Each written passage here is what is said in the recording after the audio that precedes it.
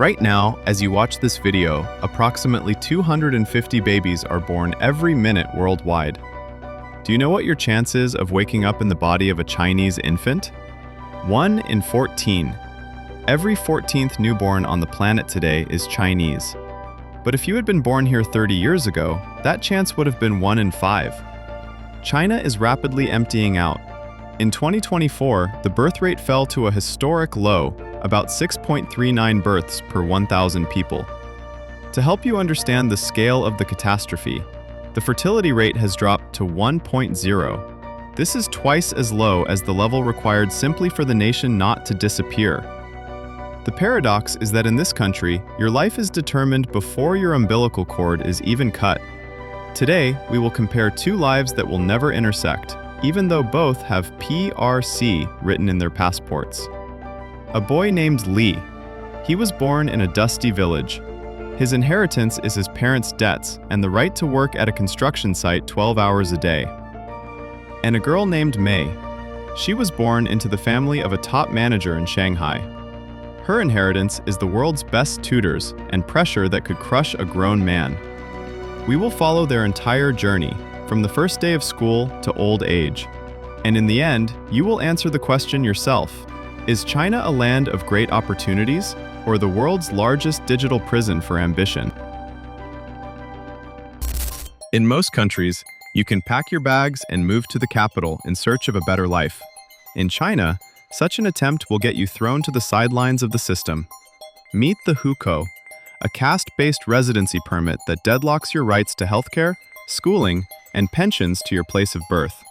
In China, there are two types of Hukou, rural and urban. To the state, Li is a rural unit. If his father decides to move the family to the city to build the subway there, Li won't be able to attend a regular school. He will go to an illegal migrant school in a basement or on the outskirts. Do you see the absurdity? Li's parents are building the schools their son is forbidden from entering. It's like building a restaurant where you are legally prohibited from eating. In 2024, more than 300 million people live in cities as illegals in their own country, without rights and without a future. Mei is an urban aristocrat. A Shanghai Hukou grants her access to world-class healthcare practically for free. But most importantly, it gives her the right to take the Gaokao, the main exam, specifically in Shanghai. Competition in the province where Li lives is 10 times higher than in Shanghai. To get into the same university, Li needs to score 100 points more than Mei, simply because he was born in the wrong zip code. You know what frustrates me the most? The Chinese authorities talk about common prosperity, but the Hukou is a mechanism that officially anchors poverty for some and wealth for others. It is a lottery where the drum was spun before you were even born. If you were born as Li, you have to be 5 times more brilliant just to get what Mei received by the mere fact of her birth. If you think the lottery ends after birth, you are wrong. In China, there is a crazy term, jiwa, or chicken baby. These are children whom parents constantly inject with blood. No, not literally. It's a metaphor for fanatical education. For Mei's mother, her daughter is a project that must pay off. A Chinese student spends an average of 12 to 14 hours a day studying. In 2021, the authorities officially banned private tutoring to save children from burnout. Do you know what Mei's parents did? They started hiring teachers under the guise of highly qualified nannies. Li has a diametrically opposite tragedy. He is a Liu Shou Tong, a left-behind child. In China, 60 million children live in villages without their parents. His father and mother went to the city to work 996 factory shifts so that Li could at least eat 3 times a day. Li sees his parents once a year, for the Chinese New Year. He is being raised by a grandmother who can barely read his grades. Li has no tutors. His only educator is cheap TikTok algorithms. He is left to his own devices.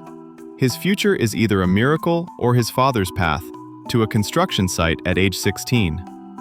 When you ask yourself, why are the Chinese so disciplined? I will tell you my opinion. Because they have no other choice. But look at the price. Mei grows up like a biological robot, stripped of emotions under the constant fear of disappointing her family. And Li grows up with a hole in his heart, not knowing what parental love is. Do you know what the scariest part is? These two children are products of the same system. One is broken by an excess of expectations, the other by their complete absence. In China, childhood is simply a resource that is burned to fuel the engine of the economy. Once a year, China comes to a standstill. Drones in the sky fall silent, except for the police. Cranes on construction sites are switched off, and drivers are prohibited from honking within a kilometer of schools. This is not national mourning. This is the Gaokao, the most brutal exam in the world. May is driven to school in a premium car. Her mother is wearing a red qipao dress, a symbol of good luck. May hasn't slept for the last 48 hours. At the entrance, she is scanned by a facial recognition system. In China, attempting to cheat carries a sentence of up to 7 years in prison. It is equated to a crime against the state. If May doesn't get the passing score for a top university, 12 years of her parents' investments will turn into a pumpkin. In her world, a good university is the only way to avoid falling off the social ladder. Li arrived for the exam on an old bus from his village. For him, the Gaokao is not just an exam. It is his only legal way to escape poverty. If he fails, he will return to the village or become cheap labor at a factory. Just imagine the level of stress. You have no second chance. No opportunity to retake it a month later. One bad day, one mistake on a form because of a shaking hand, and your 12 years of hard labor go into the trash bin. Do you know what strikes me the most? During these 48 hours, China turns into a maximum security zone for the sake of fairness. But there is no fairness. As I already mentioned, Li needs to score much higher points than May just to get into the same university. When the second day of the exam ends, the internet is filled with videos. Students throwing textbooks out of windows, sobbing, and fainting right at the exit. It looks like the finale of gladiator games, not the start of a bright future. The Gaokao system says, you are your grade.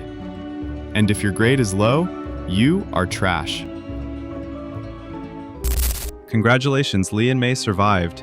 They got in and graduated from university, and now they have entered the labor market. But a surprise was waiting for them here. An elite university degree in China today is not a ticket to paradise. It is simply the right to toil even harder. Have you heard of the 996 schedule? From 9 a.m. to 9 p.m., 6 days a week. Alibaba founder Jack Ma called it a blessing. But for our heroes, it is a slow death. May works at a prestigious IT company. She receives a good salary, but she has no time to spend it. May buys designer bags during breaks between meetings just to feel like she is still alive. Do you know what the most cynical part is? In China, there is a curse of 35. If May doesn't become a top manager by that age, she will likely be fired. Why would a company want a 35-year-old woman who might go on maternity leave and demands a high salary when they can hire 3 of yesterday's Lees who will sleep on cots under their desks for pennies? Li got a job in logistics or at a high-precision assembly plant. He doesn't have an office with free coffee. His 996 is physical wear and tear. He lives in a room share where 4 people sleep in 10 square meters. In China, the Tang Ping movement, literally lying flat, is gaining popularity. Young people like Li realize, no matter how hard you work, you will never buy an apartment that costs 50 times your annual salary. So they just do the bare minimum, giving up on ambition. This is a social dead end. The state demands that they consume, have children, and drive the economy. And employers squeeze them like a lemon and throw them in the trash at 35. It would seem that once you have a job and a roof over your head, it's time to think about love. But in China, love is the most expensive transaction of your life. Due to the one-child policy, a demographic imbalance has emerged in the country. There are 34 million more men than women in China. That is an entire nation of single guys who have no chance of finding a partner. For Li, marriage is an unattainable dream. In rural China, there is a tradition called Tai Li, a bride price. You won't believe it, but in 2026, the bride price in poor provinces can reach $30,000 to $50,000. And that's without even considering an apartment and a car. Li has no chance. To a girl's family, he is unsellable. Without his own housing in the city, that very same concrete coffin for $500,000, he is officially considered a guangguan, a bare branch, a man who will not leave any offspring. Li is doomed to loneliness, and there are millions like him. Therefore, our hero enters a lonely old age. Mei gave in. Under intense pressure from her parents, she married another chicken baby from her circle. It was a marriage of convenience between two exhausted managers. Did children appear? Yes, one child. But instead of joy, Mei felt terror. Do you know why she is afraid? Because now she has become the very same overseer she hated as a child. For her child to survive in the 2040s, she is already setting aside money for an elite kindergarten. The circle has closed. Mei no longer lives for herself. She has become fuel for the next project. Once, Li and Mei dreamed that at age 60 they would finally rest. But the state has other plans for them. In 2025, China began raising the retirement age for the first time in 70 years. Mei will retire later than she planned, at age 58. Because of the high-speed 996 lifestyle, she feels like she is 80. Her pension in Shanghai will be about 5,000 yuan, approximately $700. It seems not bad, right? But almost all of this amount will go toward medicine and paying for that very same expensive apartment. Mei raised a robot child who is now just as busy at work as she once was. She has money for food, but she lacks the most important thing, family nearby. She realizes that she spent her whole life running in a wheel, only to earn the right to watch TV in solitude at the finish line. Li retired at age 63, but that word is a cruel joke to him. His rural pension is only 250 yuan, about $35. In China, an urban resident's pension is 15 to 20 times higher than a rural one's. On $35 a month, Li cannot even buy proper medication. Look at Li. He has no children to support him and no savings. He is forced to keep working, collecting cardboard or sweeping streets as long as his legs can still hold him. He looks back and realizes, he gave this country all his health, built its cities, and in the end, was left with an outstretched hand. Two different old ages. One, in sterile loneliness with a check for 5,000 yuan. The other, in poverty on a dusty road. Both of them feel the same thing, profound exhaustion. They were parts of a great mechanism that simply wore out. In 2026, there are already more than 300 million people over age 60 in China. And for most of them, the golden age turned out to be just a time when the system no longer needs you.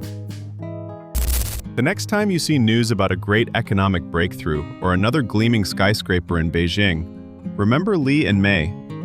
Behind every percentage point of GDP growth stand millions of untold stories. These are the stories of people who never learned what it means to just live. Mei gained comfort but lost her soul, becoming part of an endless conveyor belt of ambition. Li gave his strength to build someone else's dream and was left alone with the silence of an empty village. Do you know what is most bitter? There is a proverb in China. Patience is a bitter root that bears sweet fruit. Li and Mei ate that root their entire lives. They endured hunger, separation from parents, exhausting studies, and the hellish 996 schedule. But when it came time to harvest the fruit, it turned out the tree had grown for someone else. China today is the most powerful social laboratory in human history. It is a country that managed to defeat poverty, but, it seems, accidentally defeated human happiness as well. So, was it worth it? Is a nation's greatness worth erasing a person's individuality? Li and Mei will never answer this question. They don't have the time. They are too tired. The Hukou system, the Gaokao, the 996 regime, and a lonely old age. China built an economic miracle on the backs of people like Li and Mei. Tell me honestly, could you survive in such a system, or would you have broken down back in school? Whose trials seemed the most unfair to you? Let's discuss in the comments.